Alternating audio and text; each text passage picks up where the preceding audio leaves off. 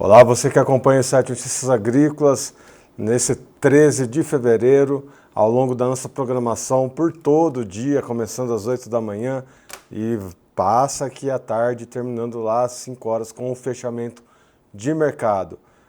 Você viu ao longo do dia muita informação aqui, por isso eu já solicito para todos vocês, se inscrevam no canal, ative o sininho, deixe o seu like, assim você recebe as notificações sempre que um vídeo novo vai ao ar e ajuda o nosso canal a crescer. Agora a gente vai falar sobre o mercado de petróleo. O mercado de petróleo que vem mostrando aí nos últimos 2 dias uma tendência muito baixista, um reflexo do que acontece principalmente, né, nessas negociações de cessar-fogo entre Rússia e Ucrânia, Oriente Médio ali também, né, Israel, muita calmaria nesse momento. Enfim, o mercado vê isso e acaba tendo uma certa pressão baixista para o petróleo. Mas a gente vai entender os outros pontos que estão movimentando esse mercado com o Thiago Davino da Agriinvest. Thiago, seja bem-vindo ao Notícias Agrícolas. Boa tarde, Erickson, tudo bem? Para sempre um prazer estar participando. E o petróleo agora vindo de novo para baixo aí dos US$ 75, né, que era uma faixa que ele vinha respeitando até o fim do ano passado. Aí no início de janeiro, com algumas especulações, questões de guerras, deu uma puxada, o aumento da demanda também para óleo para calefação, né, na sazonalidade do inverno no hemisfério norte, também ajudou a puxar, mas agora volta a dar uma cedida, né? Muito por conta até do que você comentou aí, essas questões aí de busca de paz aí no Oriente Médio e na Rússia e Ucrânia. Bom, Thiago, a gente precisa entender um ponto que a gente conversou na nossa última entrevista, que é essa Uhum. questão de uma demanda sazonal. Você compara aqui o gráfico do Brent ao longo de um ano, você vê que ele realmente ele vai do 8 a 80, né? Em alguns momentos ele bate ali acima de US$ 80, chega a uma média ali até de 83, US$ 84, de repente cai lá para baixo de US$ 70, volta a ter um pico ali acima de 77, 78, enfim, fica nessa variação altos e baixos e a gente vê esse momento acontecendo de janeiro para cá, inclusive, né? Ele batendo ali mais de US$ 80, agora caindo ali para 75. Ou seja, a gente tem essa variação tão drástica, né? O petróleo ele tem um ânimo muito acirrado, né, para definição de preços. E essa sazonalidade atual também é um pouco essa questão. Como é que a gente explica esse mercado tão acirrado, de ânimos tão acirrados?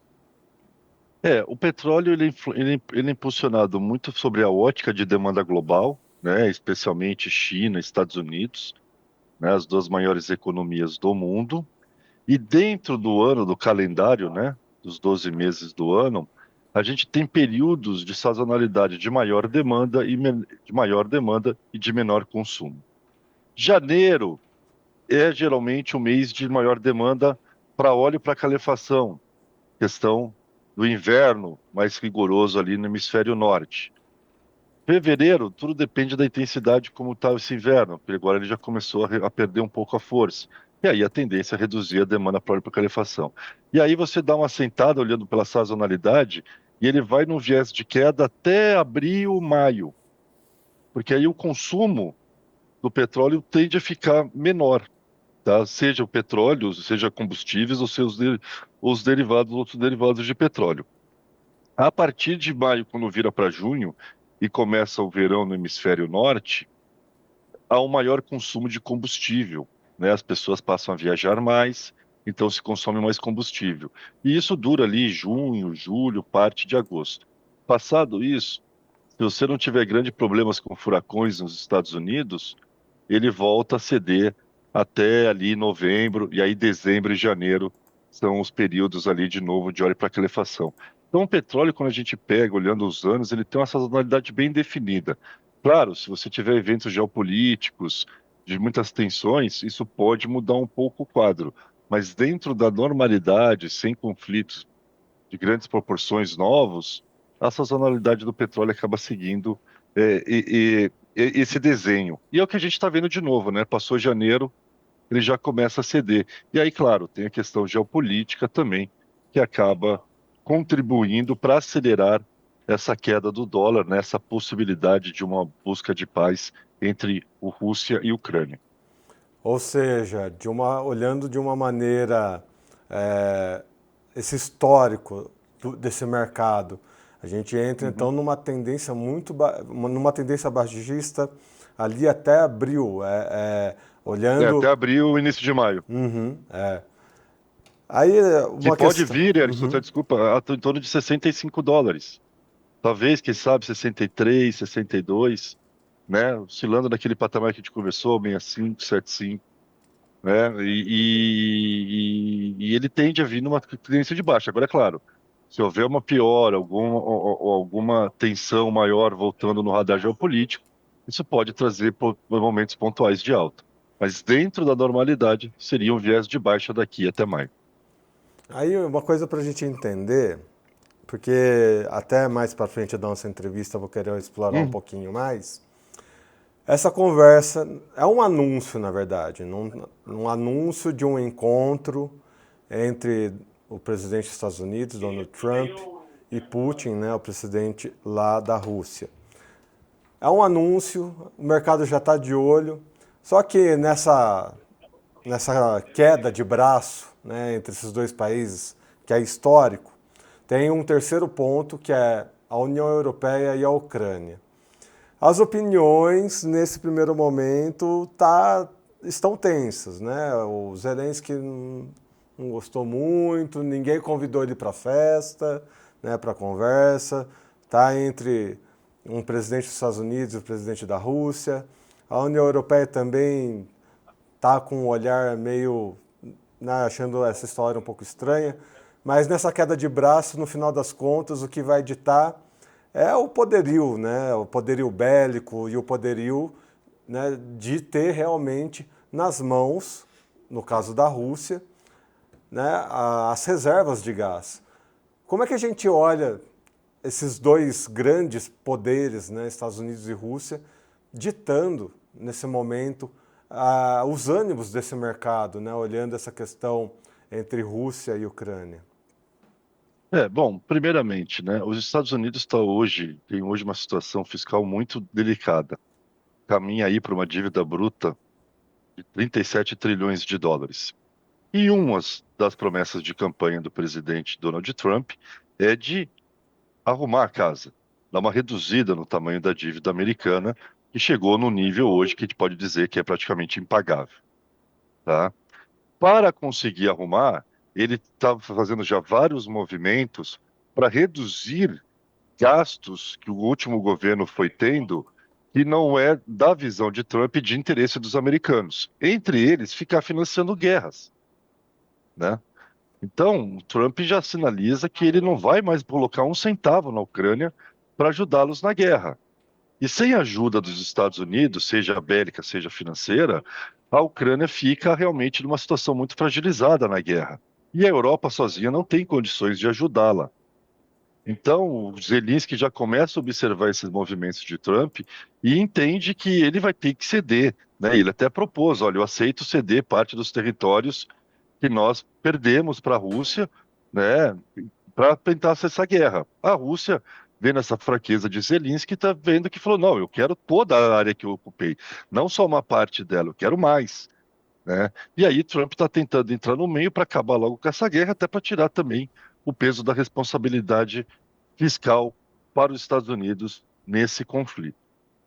E aí, por conta disso tudo, o mercado começa a enxergar que estamos a caminho de uma paz, ou pelo menos uma trégua, que seja momentânea, entre os dois países, porque a Ucrânia vai ficar muito fragilizada do ponto de vista econômico e militar nesse combate, e ela vai acabar tendo que ceder em algum momento.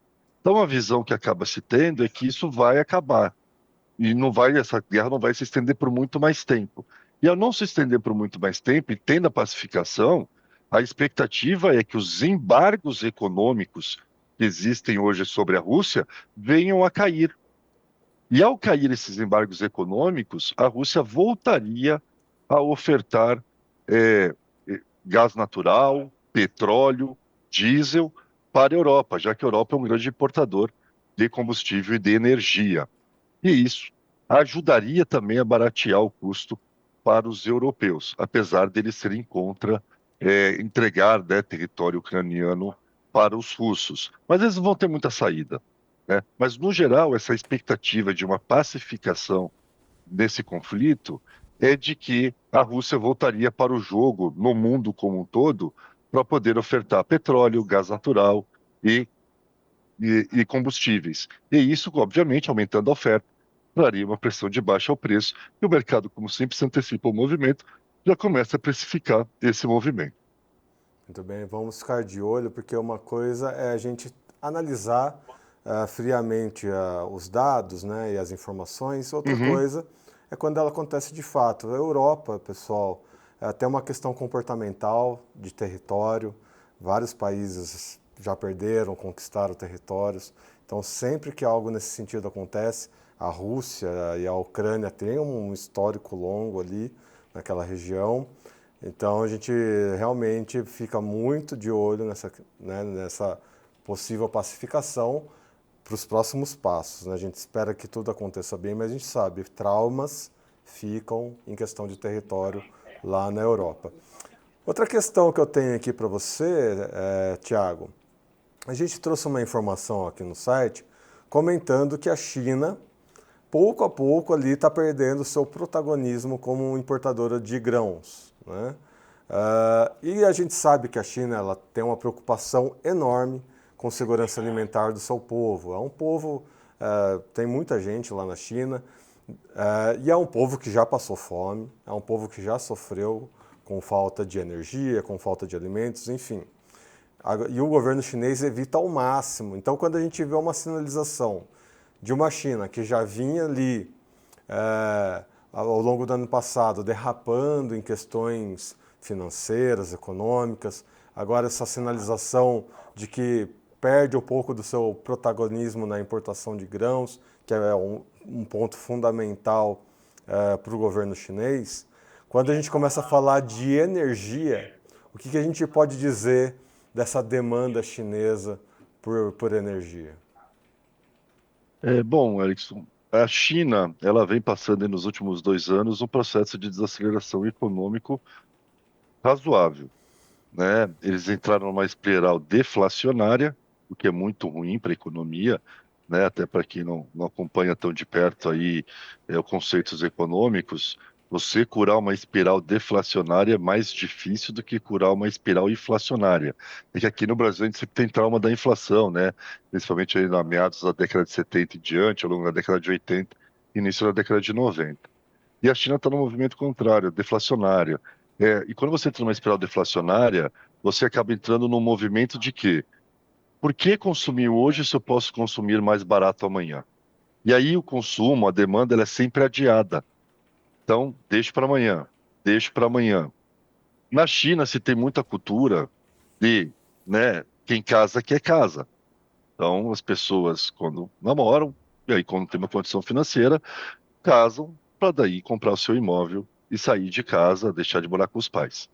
Diante hoje da pressão negativa que tem sobre os salários da China, sobre essa economia interna que está andando em termos de demanda para trás, porque o consumo é sempre adiado, as pessoas estão deixando de casar na China. Por isso está também tendo esse impacto negativo no setor imobiliário. E o que tudo isso acaba impactando na energia? Bom, se eu tenho menos casa sendo construída, menos consumo de energia, menos deslocamento, as pessoas continuam morando com seus pais e faz com que, né, seja mais dependente, tenha menos carros rodando, cada um usa do pai, usa da mãe, se possível. Então, tudo isso acaba gerando menos consumo. E essa fraqueza do consumo na China é um dos principais fatores que impedem com que o petróleo pudesse se sustentar novamente acima dos $80 o barril, né? Porque a China é ainda o principal importador de petróleo do mundo, né? Desde que os Estados Unidos se tornou autossuficiente com a exploração de xisto, lá na meados da década passada, a China assumiu esse protagonismo de consumo. Só que como a sua economia ainda está patinando, tendo muita dificuldade para crescer, principalmente internamente. No ano passado, a China registrou um crescimento aí de 5%. Um terço desse crescimento foi provocado pelas exportações, porque a demanda interna não consegue dar conta, por conta dessa espiral deflacionária. Então, a China e o consumo chinês, né, os dados de vendas no varejo, dados de consumo interno, eles precisam ser sempre bastante analisados, porque se eles começarem a mostrar uma melhora, aí a gente vai começar a ter impacto positivo no preço do barril do petróleo. Aí ele poderia voltar a subir, que geraria uma expectativa de maior consumo por parte do chinês. Mas por hora, o consumo da China anda devagar, né? Saiu até um dado esse final de semana que deu uma animada, que a inflação na China ficou positiva, né? Enquanto o mundo está tentando ver números fracos de inflação, né? Torcendo para números mais fracos. Ontem a gente teve inflação consumidor nos Estados Unidos e veio acima das projeções dos analistas, que deu uma decepcionada um pouco aí no mercado, até trouxe uma pressãozinha pontual de alta para o dólar no momento da divulgação. Na China é o contrário, na China a gente está querendo ver números de inflação, números de alta do preço, porque isso é um sinal de que a demanda está voltando a ficar aquecida. Mas ainda é muito incipiente essa recuperação. Tomara que ela possa se sustentar ao longo de 2025 e que a China entre num processo de reaceleração da economia. E aí tudo impacta, né? Aí vai impactar na demanda por grãos, na demanda por energias, na demanda por bens e serviços de maneira geral. Então, torcer para que a China consiga, né? Se espera ainda anúncios de pacotes de estímulos do governo chinês para que possa vir alimentar a economia daquele país, especialmente a demanda interna. É isso que a China tem pecado ultimamente. Agora, para a gente entender, a gente já entendeu então a questão dos Estados Unidos, questão Rússia, China, agora vão vir aqui para o Brasil. A gente vem para o Brasil, um Brasil que ano passado teve o mercado do petróleo, sua principal exportação, né, dentre as commodities, foi o principal produto de exportação. E isso colocou o nosso país já vinha se posicionando de uma forma muito importante, né, dentro da exportação, né, dentro do mercado de petróleo global. Mas o ano passado foi meio que uma primeira martelada para, de fato, ter o país, o nosso país, como um soberano também nesse mercado. E a gente agora olha para 2025 com um leque de opções, né, com os combustíveis do futuro, também, né, galgando aí a maturidade, né? A gente já olha essa questão. Uhum. Qual que é a importância de se ter um Brasil cada vez mais presente no mercado de petróleo? O PEP, né, já começa a dar uma olhada, o PEP+, começa a dar uma olhada no Brasil, enfim. O que o Brasil está inserido nesse mercado complexo daria estrategicamente para o nosso país? Bom, Erickson e ouvintes, o petróleo, por mais que se fala do combate, a questão da poluição, né, de combustíveis fósseis, o petróleo ainda vai ser utilizado e muito demandado por muitas décadas adiante, né? Obviamente vai se buscar uma transição de matriz para uma coisa mais energia mais limpa, mas você não consegue isolar e tirar o petróleo dessa equação. E nesse ponto, o Brasil tem que aproveitar os seus potenciais. É só ver o que está nessa semana a discussão entre o presidente Lula e o IBAMA, né? De um lado, o IBAMA falando sobre as questões de preservação ambiental, para a exploração ali no Foz do Amazonas de petróleo, enquanto o Lula vê naquilo uma oportunidade de grande geração de riqueza, que de fato o é.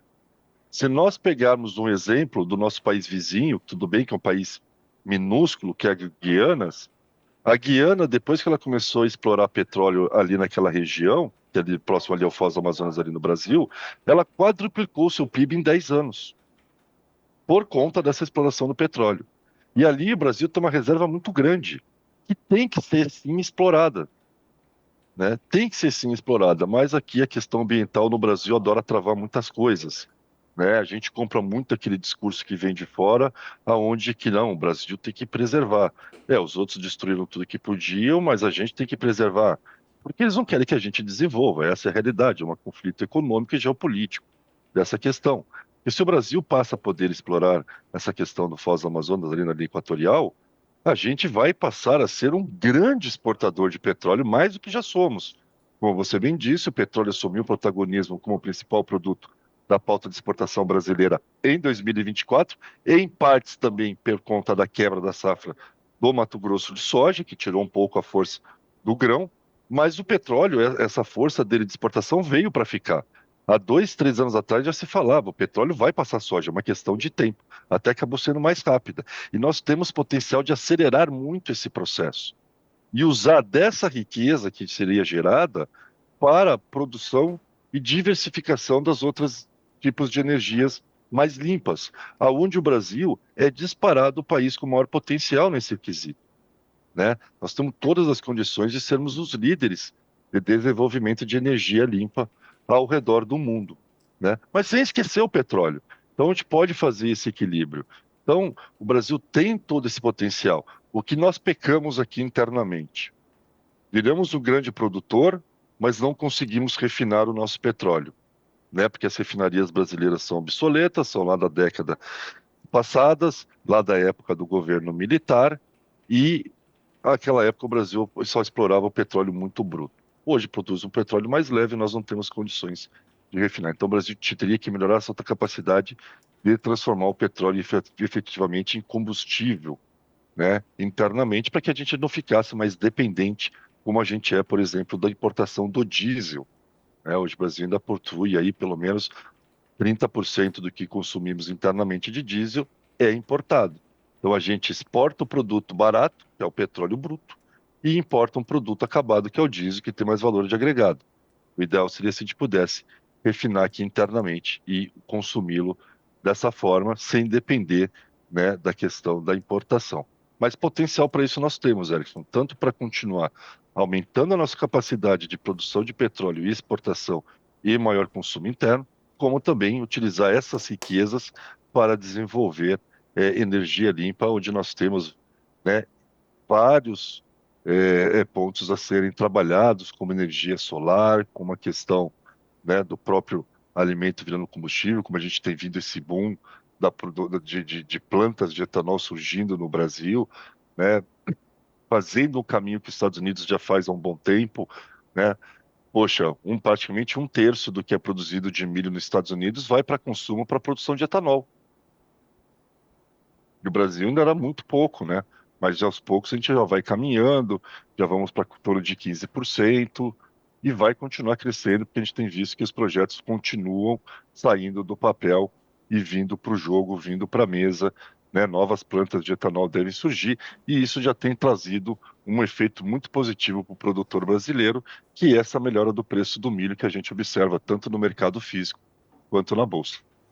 Bom, só para a gente finalizar aqui, Tiago, você tem dois pontos muito importantes que você comentou aí. Um é essa questão de que quando a gente fala em energia, a gente pode ter esse primeiro pensamento, né? Energia é petróleo, é energia eólica, hidrelétricas, enfim.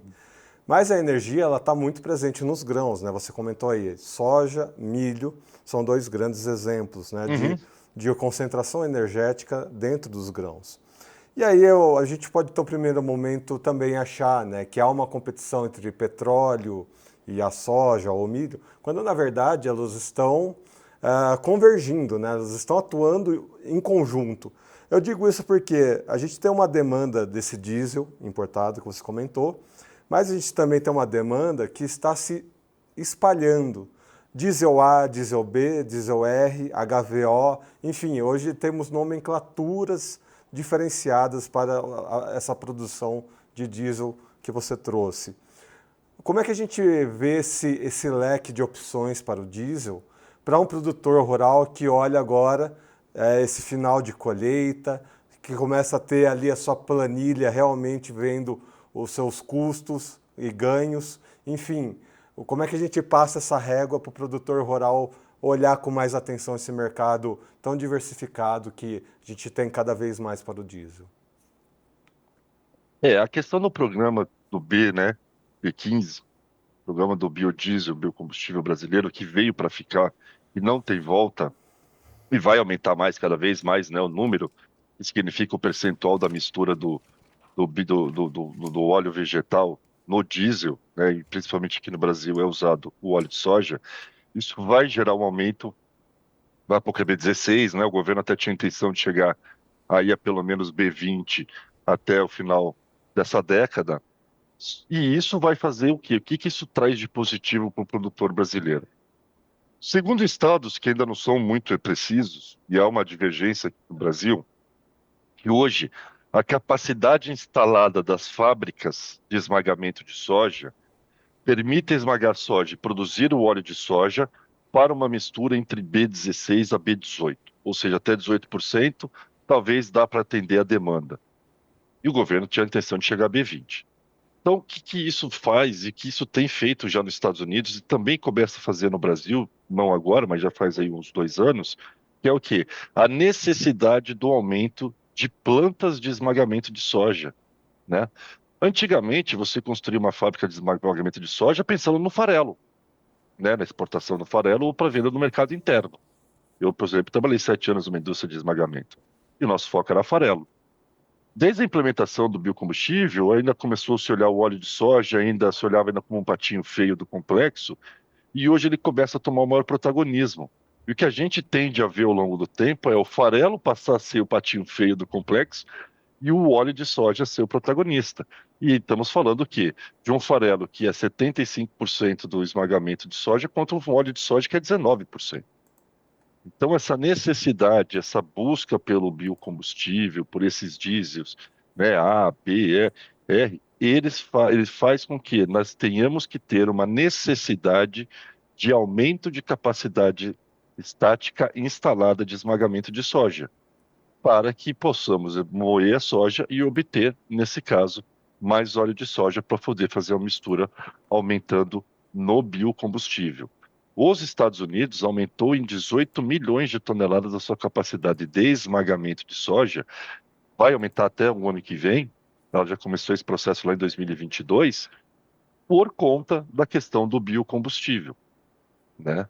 E o Brasil também vai seguir nesses passos de uma forma um pouco mais lenta, mas nós também vemos aumentando, né? Você ouve hoje as empresas esmagadoras falando em aumentar o projeto, em aumentar sua capacidade de esmagamento, coisas que há 10 anos atrás ninguém comentava, né? Porque elas eram deficitárias, boa parte dessas plantas, né? Financeiramente falando. E hoje não, hoje você tem uma realidade de margem positiva do esmagamento, que só foi possível muito por conta da melhora do preço do óleo de soja, do fortalecimento do prêmio, ou seja, do basis interno do óleo de soja, diante dessa maior procura do biocombustível que veio para ficar, e a cada aumento que nós observarmos, né, no B, de B15 para B16, para B17, isso para o produtor significa maior consumo de soja no mercado interno, maior necessidade de esmagamento de soja para obter o produto final, que é o biodiesel.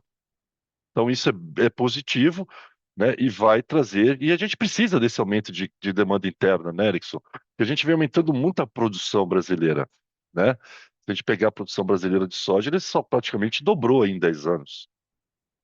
E o consumo interno não foi, não acompanhou esse movimento. Então, Exato. é importante a gente ter essa melhora do consumo interno para que a gente não fique sempre tão dependente da exportação. É um pouquinho aquela história que a gente comentou, né? Quanto mais estímulo tiver, menos a gente cai no erro de um outro comentário que a gente teve aqui, da China, né? Que está, Exato. né, com o pessoal desestimulado, não querendo investir. Tiago Davino, muito obrigado pelas suas informações. Seja sempre bem-vindo aqui ao Notícias Agrícolas. Eu que agradeço o convite, precisando, estou à disposição. Grande abraço a todos. Uma boa tarde. Grande abraço. E você que está aqui conosco, continue com a gente ao longo do dia. Logo mais a gente tem mais informações. Não se esqueça, se inscreva no canal, ative o sininho e deixe o seu like. Eu vou ficando por aqui. Até a próxima. Um abraço.